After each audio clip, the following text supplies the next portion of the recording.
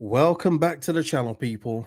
KG is back, and we are here with a live match reaction to Leeds United 3, Portsmouth 3. I don't even know where to start in this one. Listen, shout out to everyone that joined me on the watch along. Much appreciated to you. But wow. Wow in so many different ways of wow. I don't know where to start with this, but we're going to go through this together. And listen, like I say, shout out to people that join me on the watch long. Much appreciated. Please like, comment, subscribe on this one as well. This is your match reaction. Yeah, I mean, it wasn't an open goal. The keeper was there, but he didn't need to pick a corner. Aronson, you could have just hit it. That's what you get in this division. Look, you saw so many of the goals saved from both keepers. They don't have to be the greatest shots. Just get it on target. You got a chance of scoring in this division. Shocking goalkeepers. Shocking. Yeah, I appreciate that, Ishtar. I tried my best. I was losing it towards the end, but yeah. Jay Racer saying that was worse than last season's opener when we only had a Tincad squad at that stage. Yeah, no excuses. And even though we got that last minute equalizer, people, I'm sorry, but we're going to speak about. But there's so many instances in this game that should not have happened.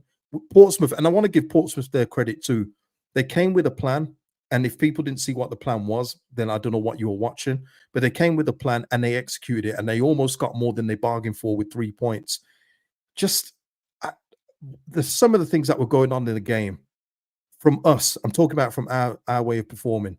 Shocking, shocking. I'm sorry, but a home game to open against Portsmouth at Ellen Road with the squad that we had, that should be winning. Should be winning. Sorry. Mark saying, I'm done. I can't do this. Mark, I felt like that after they scored the penalty. But I've got no choice. I'm here, aren't I? I'm going to do it. But it was far more difficult than it should be. But there's going to be people that, because we've brought it back and because Aronson just missed it at the end, saying there's not much to worry about. I'm not worried, but there's 3 points to 3 points, and we should have got them. Lee Waters with a super chat. Thank you, Lee. We're back. Did you ever get an instant headache? Yeah. I have one now after Aronson missed. Didn't take long to get back on the roller coaster. Poor. Yeah. Oh, it's gone to Oxford Norwich. So I don't think we're going to get Farke's comments on Sky Sports. So I'm going to probably have to wait until they're on screen. But yeah, Lee, the time where I got the headache was after the penalty was conceded. That's when the headache started to come for me, because it shouldn't have been in that position anyway. Whether the referee saw Bogle being pulled as well, that's not the issue. Referees at this level are going to be poor. The fact that we were 2-2 at home and having to defend a counter attack against Portsmouth, it's shocking. It shouldn't have been there in the first place. Weak penalty or not, I'll never bleat on about referees. We know what you're getting with referees at this level, but we shouldn't have been in that position. Shouldn't have. Yeah, some of the passing was bad too. Let me say, sorry, Mr. P with the super chat. Super chats always take priority, people. As he got the equalizer, I can't be too upset with Aronson, but Leeds were poor at times. Farke hasn't learned a thing. We didn't dominate enough. Mr. P started the conversation there. I want to know from people, and I guess put it in the comments. Did we see anything from Farke today that we didn't see last year in terms of substitutions, maybe being 10 minutes late? He didn't do one until 70. By then, Portsmouth have done two. And the whole thing about and also the wrong one. I don't know how anyone else felt, but once Nonto went off, we lost a bit down that left. Now, whether Nonto couldn't complete the 90, but he was quite invisible in the first half in comparison to what Nonto can do, because it was Firpo getting the ball on the left.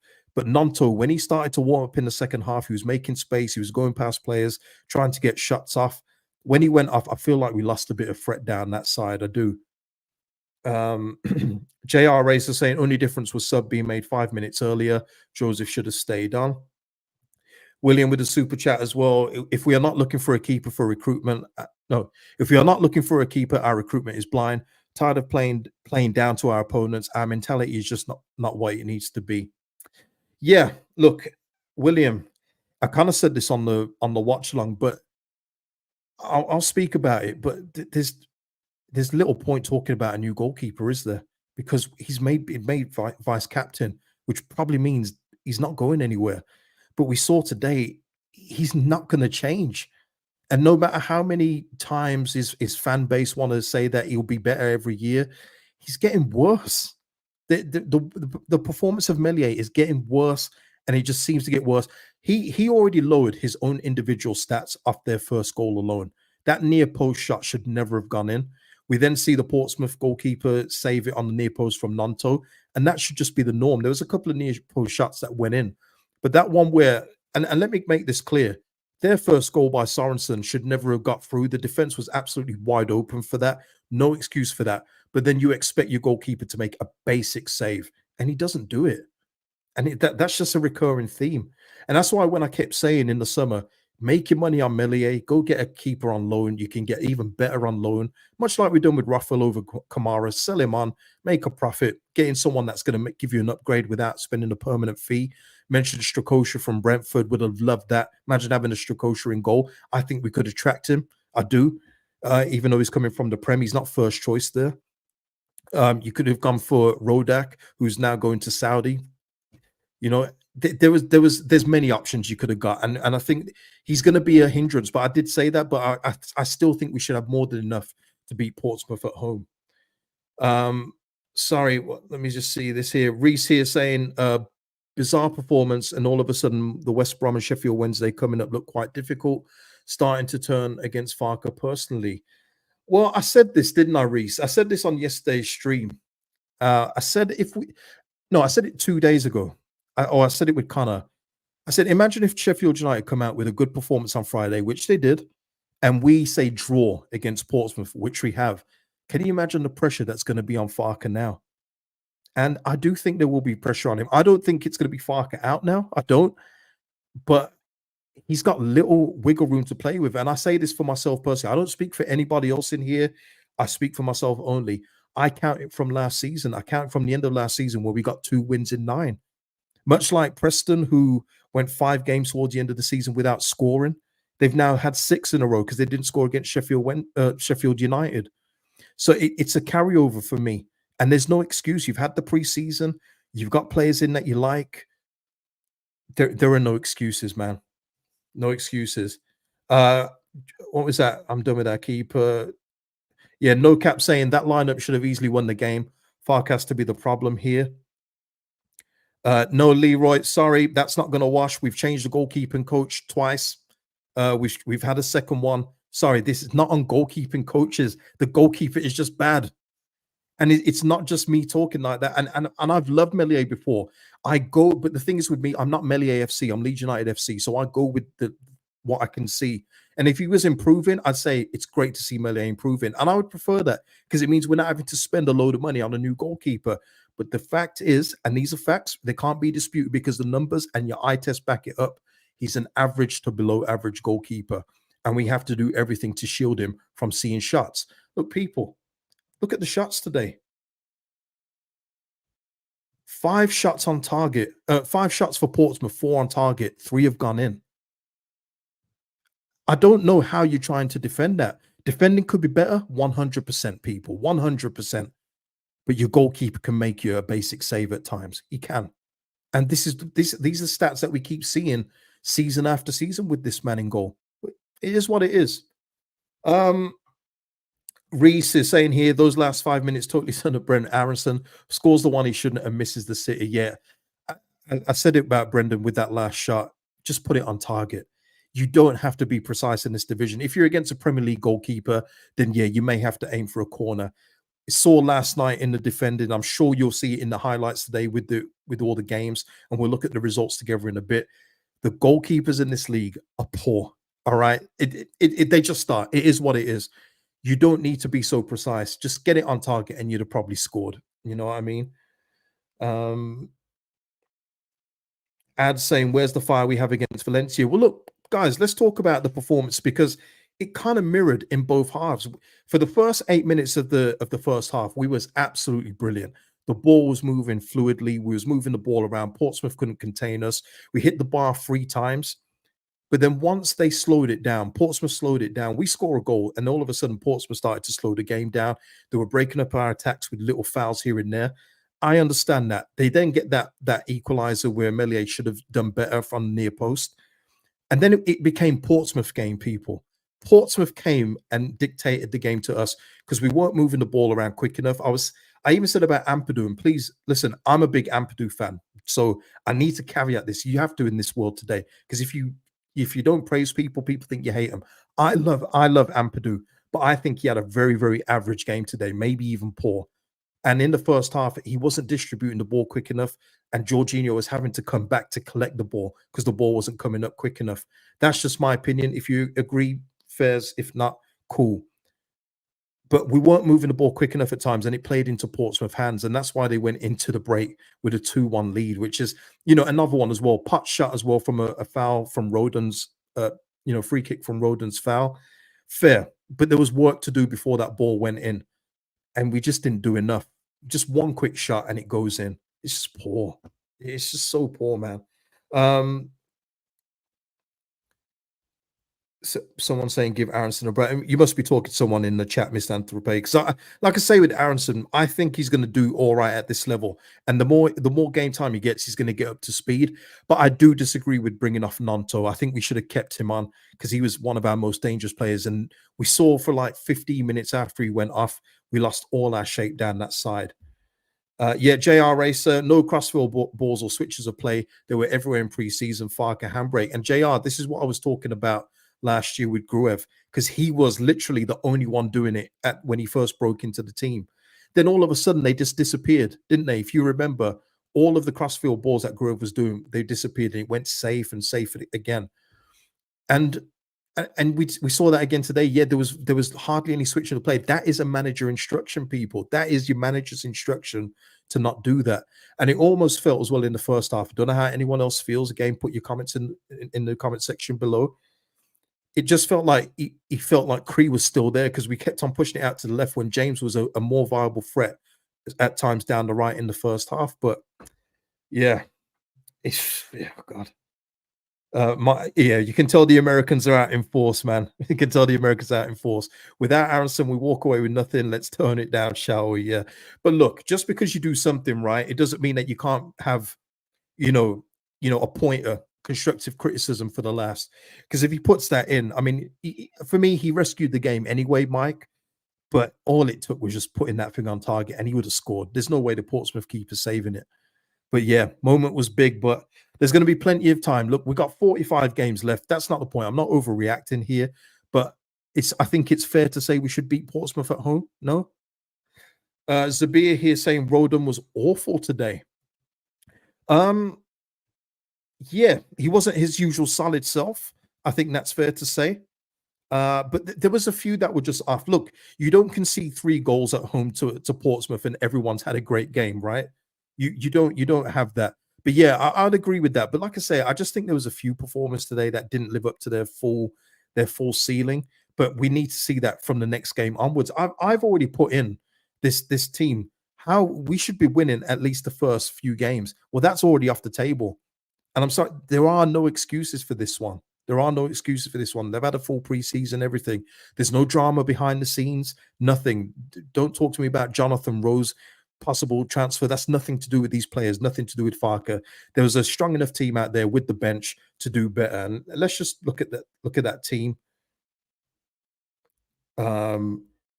People, championship, right? Championship, not Premier League, at home against Portsmouth. That starting lineup should do it.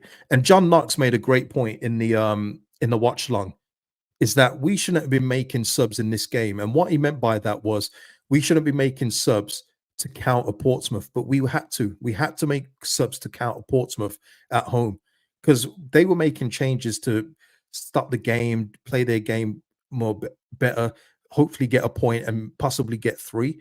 We were making subs to counter their threat. That should not happen at home to Portsmouth, people. I'm sorry, shouldn't. Sorry, got a couple of super chats here. Tyler Jones. I'm sure Tyler's a Chelsea fan. Yeah, or Liverpool. It's one of those. Tyler here, hanging there, long season. Thanks for the donation, buddy. Bobby here is saying Rutter on the right, Aronson in the 10 for me. Yeah, Jorginho on the right. Yeah, just put him in there. Listen, Georgie, I know some people say that he was not probably at his best, and I agree with that. He wasn't completely at his best, but you saw when he was getting the ball, they were worried. They kept pulling his shirt, shorts, everything else in between. He was our main playmaker, but he didn't get the ball enough. It was going it was that pattern again. It was going between Ampadu, Rodon, back to Melier, out to Bogle. Sometimes Bogle would drive forward, but then sometimes it would come back in field. We need to be a bit more fluid than that, especially against a team like Portsmouth. Yeah, Liverpool. Thought so, Tyler. I always have trouble remember between some of you Liverpool Chelsea fans. Jason here, less than the sum of your parts has to be the coach's problem. Well, look, Matt, we'll talk about Farke because look, a lot of people talk about Farke, Jason, so we'll bring it back up. But yeah, anyone think their penalty would be saved? No, thought not. No, I didn't. I didn't have any confidence in that, Max. And he was trying the old Emmy Martinez thing, and he's not Emmy Martinez. You're not even a quarter of the goalkeeper, Emmy Martinez, Melier. So get back in your goal and at least attempt to save it.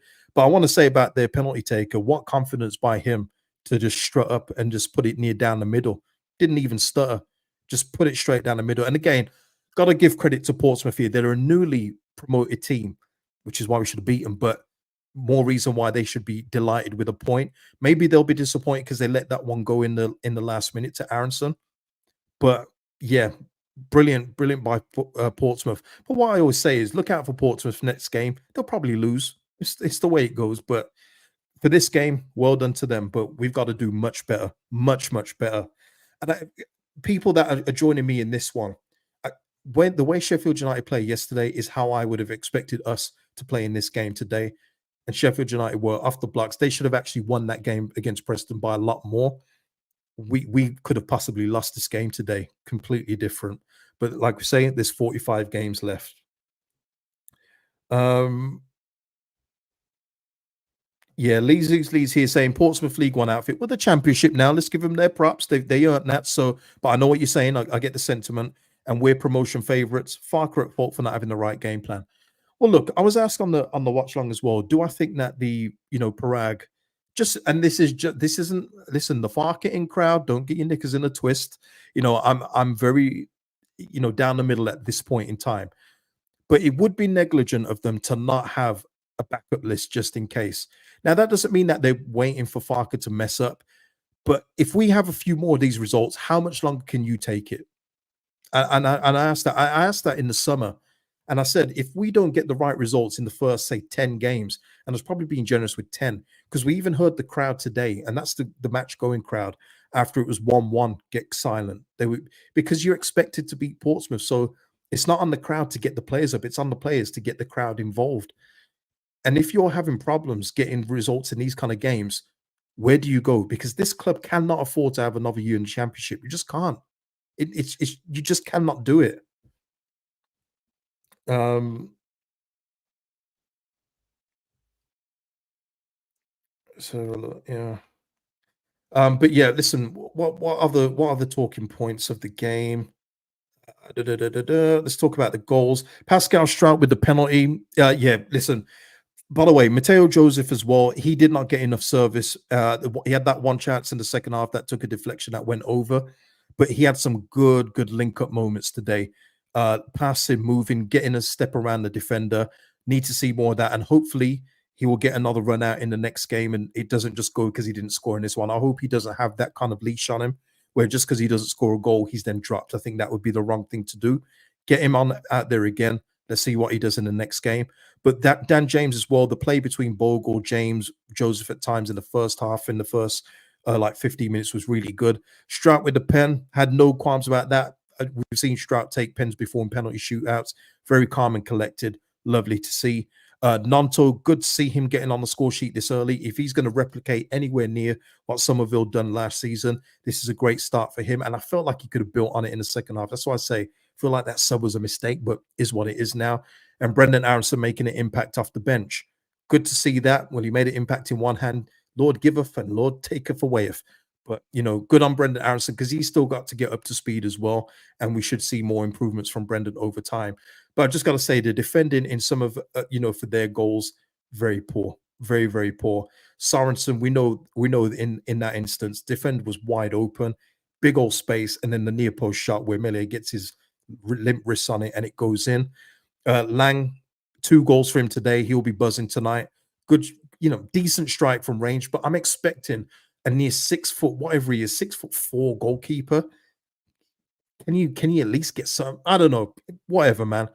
Maybe I'm not expecting nothing, but yeah. So they take the lead with that one, and then obviously I've already spoke about his penalty. Well done.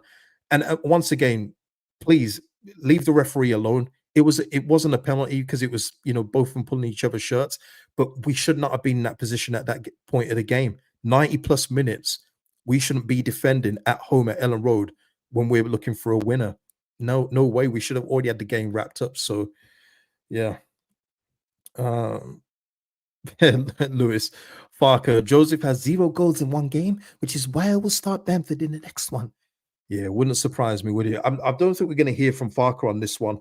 But what I will do is look for any quotes if any come out. So yeah.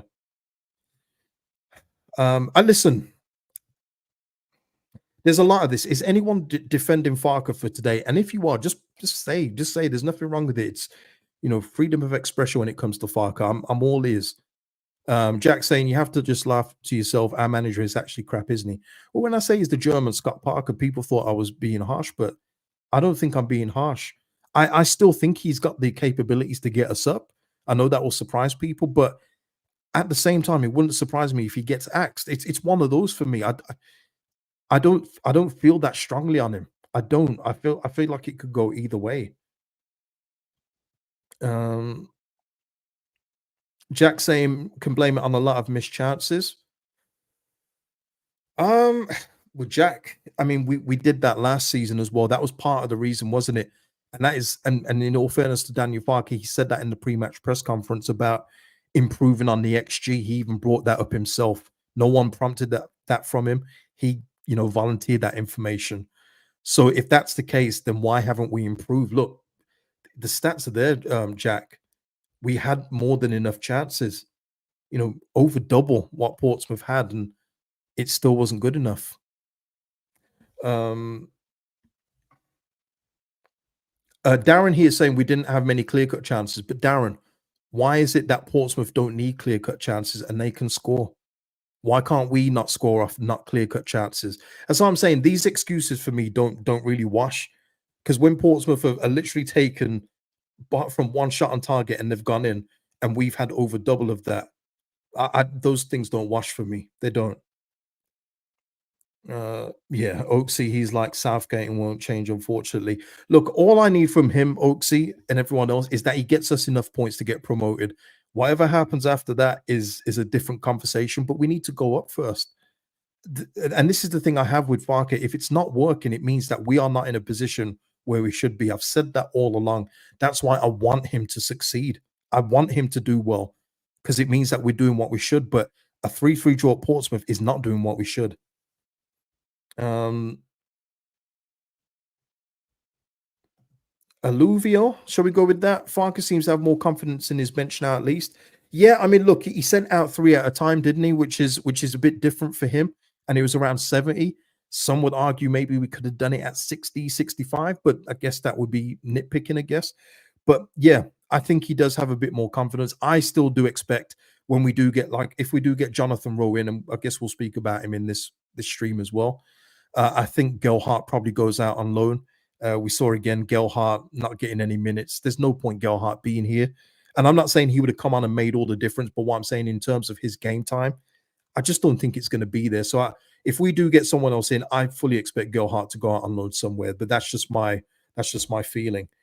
Darren here saying surely he's under pressure already. Well, I'll leave this for the chat. I mean, I'll give my thoughts as well, Darren. But chat, put it in the comments after. Do you think he's under pressure already after one game?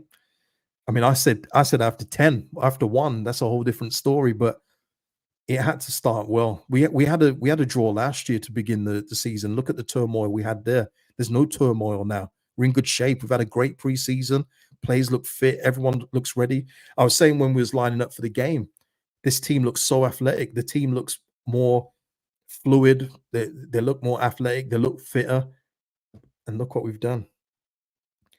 He's not okay yet. James saying not yet, to not under pressure yet. Nigel saying bang right, Farke's under pressure.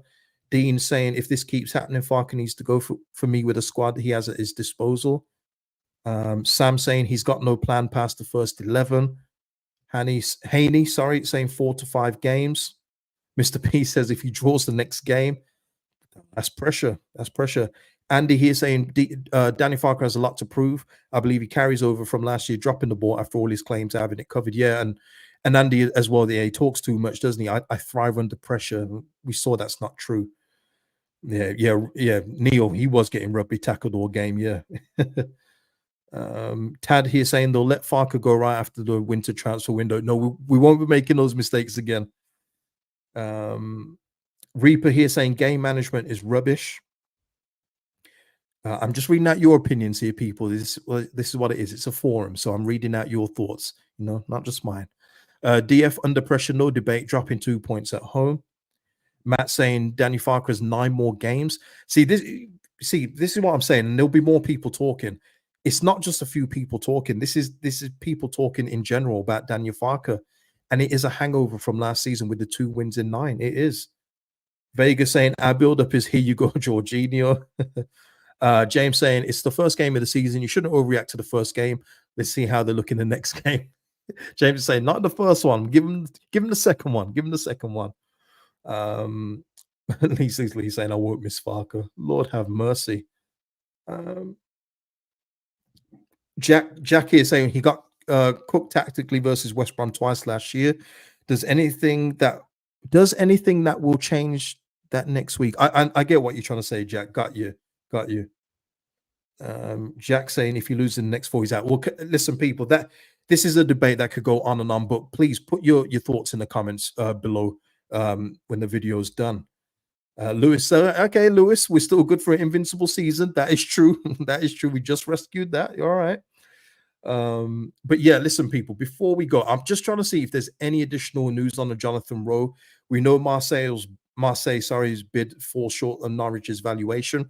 What I did say in the last stream, what I want to say in this one, because people will watch this one more, is that don't be surprised if you see a lower bid from Marseille be accepted compared to Leeds, liken it to Dan James, where we have to pay over the odds to get him from Man United, whereas someone like Leicester could have paid like 10 million less just for the rivalry thing. We charge Chelsea 60 million for Rafinha. He goes to Barcelona for 40 something, 50 after add-ons because of the rivalry in league thing. Seen it with Conor Gallagher recently. Tottenham quoted 50 million. He's gone to Atletico Madrid for 33. These things happen. Harry Kane supposed to go to Man United, wanted to go Man United, 130, goes to Bayern for 100. So these things do happen, and if Norwich do prefer to sell him out of division, that will probably happen. So don't be shocked by that. But what I would hope is that Leeds will have another target in mind if Jonathan Rowe does exit to Marseille, if they agree a fee. But we saw with Jonathan Rowe as well today, he withdrew from the squad, so he's already making his noises to leave the club. He's already making his noises to Norwich to say, listen, don't bother putting that extra year on my deal. Let me go for a reasonable price, and there you go. So be interesting to see how the Jonathan Rowe situation plays out, and when the next update comes, if it's a major one, I'll be back on live. Yeah, Norwich lost to Oxford. Okay, listen, let's go on to the full-time results for the day. And while I'm getting those up, people, if you haven't already, please hit a like on the video. It really is the best way to help out the channel. And if you want to become a member of the channel, my biggest supporters, the link is in the description, or it's the button next to the subscribe button. Okay, so let's have a look at this. Leeds. Can we have Somerville back? I said it in the watch long, but West Ham are cooking up something delicious. I'm not going to lie. I'm going to enjoy watching West Ham this season. I like what they're doing. They've just signed Todibo. They've agreed terms for Wan-Bissaka, who is a sensational 1v1 defender. Yeah, they're cooking something nice. But listen, let's concentrate on the league we're in, shall we? So here we are. Preston, we knew that. They lost to Sheffield United. Blackburn start off well. We're going through these together because I don't know any of these results, people. So Cardiff losing at home to Sunderland. West Brom getting a 3-1 away win at QPR. Middlesbrough beating Swansea. We drew with Portsmouth. Watford winning at Millwall. Oxford did beat Norwich City. Wow. Okay. Stoke beating Coventry. Okay. Was that Victor Johansson goal for that? I bet it was, wasn't it? Hull City drawing at home to Bristol City. By the way, that Liam Miller is rumored to be going Hull City. So there you are for Liam Miller fans. And of course, Sheffield Wednesday play tomorrow. Luton play Burnley Monday. But yeah, okay. Shocking stuff. Shocking stuff. Early table. Nah, it's way too early for this. Way too early. Got to go scroll down for us. Oh, 10th in the league. Ugh. Don't like it, man. I don't like it. Jason. Don't want to see you streaming in the claret and blue cat cage.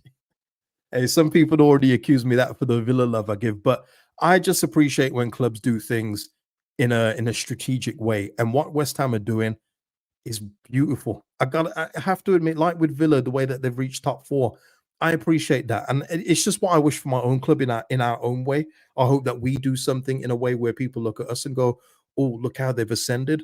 But right now we got to worry about getting 3 points in the next game, people. But yeah, West Ham are building up something nice. Hey, you guys are sensational. West Ham content incoming. I'm gonna get West Ham down on here, man. Clever, blowing bubbles. I'm joking, Pete. I'm joking. Yeah, we don't need to look at the table. Yeah, it's far too early, far too early. But listen, I don't think there's. Oh, let me see if there's any quotes from Daniel Farke that's come out just yet. I think it's going to be unlikely, just because yeah, he's facing questions in 5 minutes. So yeah, I'm not going to be here for that one, but we can come back on another video and talk about it then. Let me just see if anyone else has got any. Nah, we're gonna have to come back on another video and talk about Danny Farker's comments. Hopefully not JR Racer, but we know this manager, we don't we? He's gonna be on in a few minutes, but I'm not gonna be here. No West Ham watch line, I promise this. But I'm telling you, this is what it is, though, people. I know everyone's joking. I love my community for that. But you have to look at other clubs and see what they're doing right and go, our club needs to move a little bit like that. Not exactly the same, but you have to look at what they're doing and applaud it. And that's what I do. Like with Chelsea's approach, I don't get what they're doing. Even Chelsea fans don't know what they're doing, don't understand that what they're doing there, what they're hoping for. But I can see what Villa and West Ham and those are like are trying to build. So yeah. There is a sickness in the camp. Max is saying I could tell you his answer at the pressure. I wish he was coming on a bit sooner, but yeah, I'm gonna exit this one in just a moment, people. But we will come back for another stream. We will, of course, follow up on this game because we have to. We just have to. We leave this game 3-3 at home to Portsmouth. Thank you to everyone that joined me for the watch long. Thank you for people joining me on the match reaction. I will see you in the next video, people. Could be tonight if there's any update on Jonathan Rowe after the whole Norwich thing. But listen, people, I'll see you in the next video. Be good. Like the video before you go. See you in the next one, people. Peace out.